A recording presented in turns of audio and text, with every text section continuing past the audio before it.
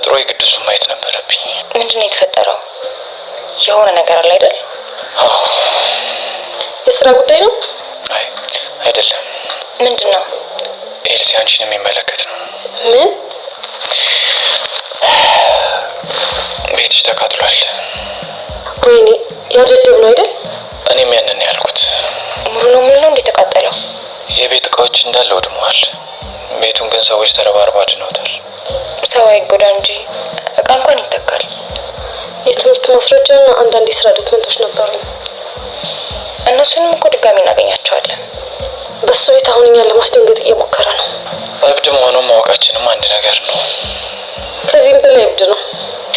እኛም ማበድ እንደምንችል እናሳየዋለን። እኔ አሁን ጥሩ እያበድኩ ነው፣ አሳየዋለሁ። አሁን ጥሩ ጨዋታ ጀምሯል። ስለዚህ እኛም እንጫወታለን። እያንዳንዱን የሱን ነገሮች ስለማውቅ አታስብ። ለምሳሌ ምን? ሲናደድም ሲደሰትም ይበላል። ምግብ አይቶ ማለፍ አይችልም። ደካማ ጎኑ ምንድን ነው?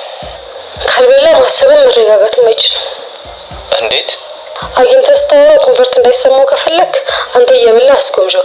የዛኔ እሱ ሙሉ ትኩረቱ ምግብ ላይ ይሆናል። ምን አይነት ተፈጥሮ! እንዲህ ነው እንግዲህ። ይገርማል። አዎ ሁሉንም ነገር ማዋጥ ነው የሚፈልገው። በተለይ የሚወደው ምግብ ምንድን ነው? የሚዋጥ ነገር በሙሉ ይወዳል። ካልተዋጠለት ነው የሚደብረው። ለሱ ደግሞ የማይዋጥለት ነገር የለም።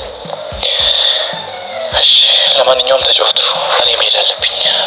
የት ነው? መስሪያ ቤት መሄድ አለብኝ። እስከምንረጋጋ ግን የአመት ፈቃድ ብትወጣስ? ለሱ ነው የምሄደው። እሺ በቃ ሰላም ዋሉ።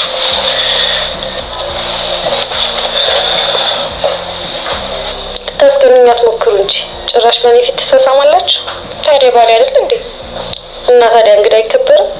ይኸው አፈርኩልሽ። በቃ እንግዲህ ስጦታ ድራማ በጣም ደስ የሚል ድራማ ነው። እኔ ተመችቶኛል ገና ከመጀመሪያው ማለት ነው። እንግዲህ ያው በአጋጣሚዎች ስጦታና ዴቭ ተገናኝተዋል እና በዛም አብረው ተመቻችተዋል።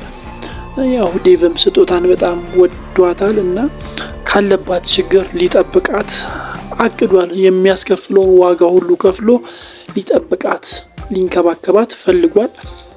ያው ስጦታም ዴቭን በጣም ወደዋለች ከሚባለው በላይ ማለት ነው እና ያው ዛሬ ወደ ውጪ እንኳን ትንሽ ሊወጣ ሲል ሱቅ ሊሄድ ሲል አትሂድ እባክህን ስትለው ነበር። የእሱን ድጋፍ ትፈልጋለች አሁን ከሚባለው በላይ። ያው ደግሞ እጭኛዋ የስጦታ እጭኛ ዘኪ ደግሞ የስጦታ ጓደኛ ጋር ሄዶ ነበር ሰኒ ጋር ማለት ነው እና ያለችበትን ቦታ አጣርቻለሁ አግኝቻለሁ ስትለው ነበር ለዘኪ። ከዛን ዘኪ ምን ሄድ ይላታል። እሺ እንሄዳለን ብለዋለች እና እየተኳኳለች ነበር። ምግብ ሲያይ ምግቡን አነሳ አርቦኝ ነበር። ልክ ሊበላ ሲል ተጠራጠረ። መርዝ አርጋበት ነው እንዴ መጀመሪያ አንቺ ጉረሽ ያላት። ከዛም በኋላ አልጎርስም ምን ይበልቻለሁ አሁን ይበላውት ብላ ስትከራከረው ነበርና ምግቡን ቁጭ አርጎ አንቺ ልትገይ ነበር እንዴ ምናምን ብሏት በጥፊ ሰኒን በቃ አጫወታት። በጥፊ አጫወታት። እዛ በጣም ነው እየቀጠቀጣት ማለት ነው። ያው እንግዲህ ስጦታ ልትሄድ ነበር። ስልክ ስትደውል ያነሳው እጩኛዋ ነው እና ልጅቷን ለጣጥፏታል። ኤልሲን ማለት ነው ጓደኛዋን እና ልትሄድ ነበር።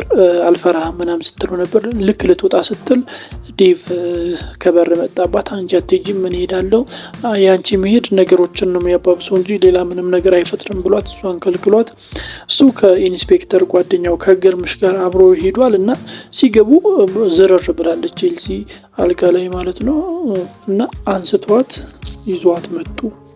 እንግዲህ ሰውዬው ወይም ዘሪሁን የሚባለው ሰውዬ ራሱን ነፃ አድርጎ ነው የጠበቀው ፖሊስ ጣቢያ ውስጥ። ምክንያቱም እዛ ቤት ውስጥ ነው ባሉበት ሰዓት እሱ ቢሮ ስብሰባ ላይ መሆኑን የሚያስረዳ ማስረጃ አቀናብሮ አስመስክሮ ነፃ ወጥቷል እና ለነ ስጦታ አሁን ትልቅ አደጋ ከፊታቸው አለ ብዬ አስባለሁ።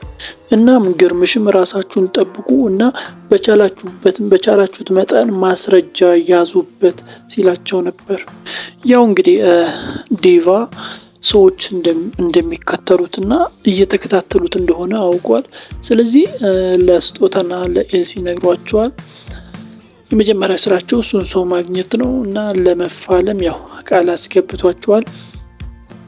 ዘሪሁን እንግዲህ ያው እያስከተላቸው ነው፣ ሰው እንዲከተላቸው እያረገ ነው። በግልጽ ተናግሯል።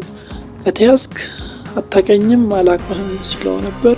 ስጦታን ደግሞ አመቺ በሆነ ቦታ ካገኛት አፍናቱላ ሲለው ነበር እና በጣም ፈተና ነው የሆነባቸው የሰውዬ ማለት ነው። ከሀብታም ጋር መጣላት ድሮ ነው፣ በጣም ከባድ ነው።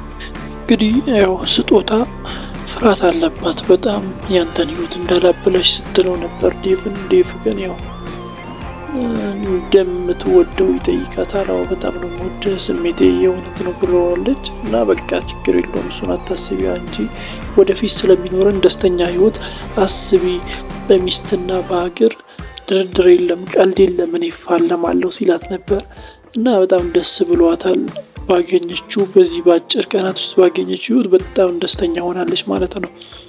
ያው እንግዲህ እጩኛዋ የበፊት እጩኛዋ ደግሞ አብዷል። በቃ የኤልሲን ቤት ቤንዚል አርከፍክፎበት ነው ያነደደው ማለት ነው። ብቻ በጣም እሱ ለይቶለታል እብደቱ። እንደዚህ ሆኖ ካገኛቸው ይጨርሳቸዋል። እንግዲህ ዴቭ ወደ ቤት ሲገባ በሩ ስር ደብዳቤ አስቀምጦለታል። የስጦታ የድሮ እጩኛ ማለት ነው እና ያው አሪፍ ጌመር እንደሆንክ ሰብቻለሁ። ያው ጌሙ ጀምሯል፣ እንጫወታለን። እኔ አልሸነፍም ግን አንተ ትሸነፋለህ። ጌሙ አሁን ጀምሯል ሲሎ ነበር እና ያው ለግርምሽ ደውሎ እንደዚህ ሲሎ ያው ለሴቶቹ እንዳትናገር በቃ ከ1 ሰዓት በኋላ እንገናኛለን ብሎታል እና ወደ ውስጥ ገብቶ የስጦታ ጓደኛ ማለትም የኤልሲ ቤት እንደተቃጠለ ነግሯቸዋል እና ያው ኤልሲ ደግሞ ድክመቱን ስትነግረው ነበር፣ የሰውየውን የዘሪሁንን ማለት ነው የዘሪሁንን ድክመት ለዴቫ ስትነግረው ነበር። ያው ምግብ ደካማ ጎኑ እንደሆነ ስታጫውታቸው ነበር። እንግዲህ ያው ደብዳቤውን ለግርምሽ ሲያሳየው ይህን እንደ ማስረጃ ልንጠቀመው አንችልም፣ የሚያወራው ስለ ጌም ነው፣ የህፃናት ጌምም ሊሆን ይችላል እና ማድረግ ያለብን ሰውየውን ማግኘት እና እንዲሳሳት ማድረግ ነው ሲሉ ነበር እና ያው ዴቫም በቃ አገኘዋለሁ ሲል ነበር እና በቀጣይ ምን የሚፈጠር ይመስላችኋል? እስቲ ሀሳባችሁን በኮሜንት መስጫ ሳጥን ላይ አስቀምጡልኝ።